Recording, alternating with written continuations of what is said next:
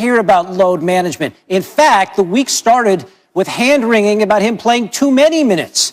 After his fourth title and the shortest offseason in history, LeBron could easily have taken some excused absences. Instead, he's doubled down, playing in every single one of the Lakers' games this season. And Stephen A. is here for all of it. The threes keep coming from the Utah Jazz. It was all Utah. As we watch LeBron James look as helpless as he's looked in a while, stagnant and dumbfounded as the Utah Jazz made it rain on Wednesday night in ways no NBA team has ever done before, the thought entering anyone's mind could have easily been that the Lakers are a shell of themselves. They're not what they were last season. And by the way, don't even bother thinking they'll repeat as champions now that bubble play in Orlando is a distant memory. Take this personal. Nobody's feeling bad for you. You're the champs.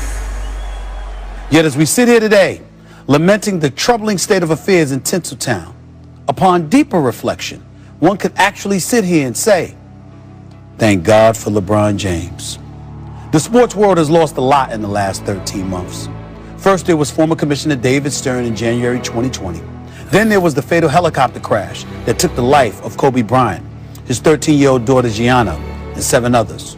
We could even point to the lost T-Wolves star Karl Anthony Towns suffered, losing his mom to COVID-19, included with more than 500,000 lives lost during this pandemic, infusing a level of despondency America hasn't experienced in more than a century.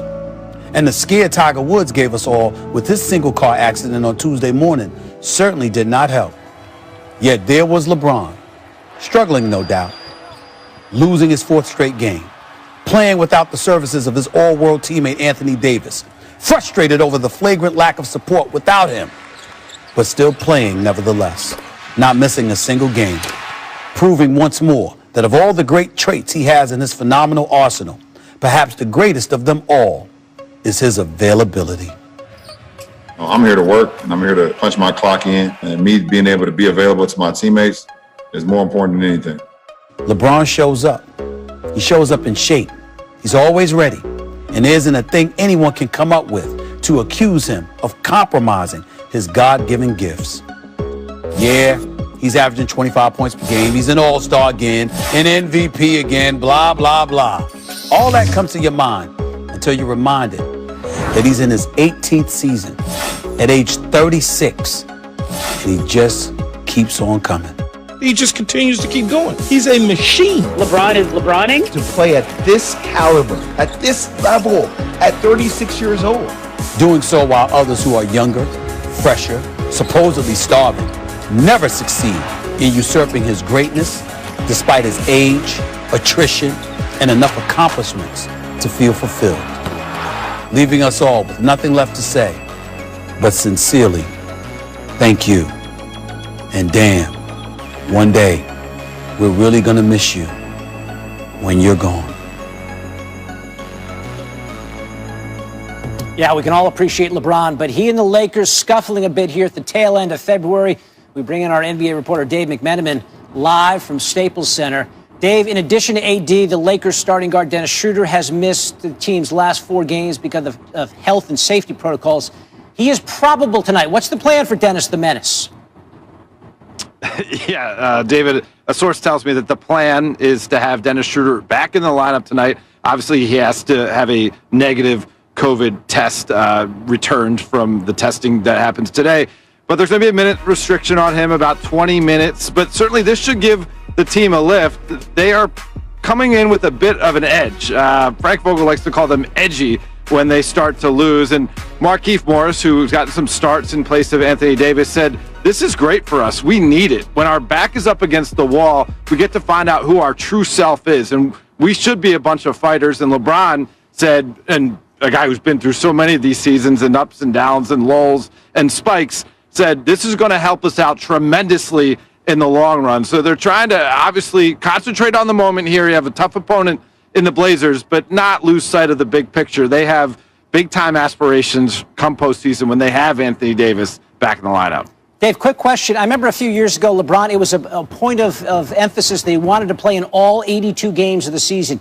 He hasn't missed a game in this. Is that sort of a rallying point for LeBron? What is going on as far as that goes?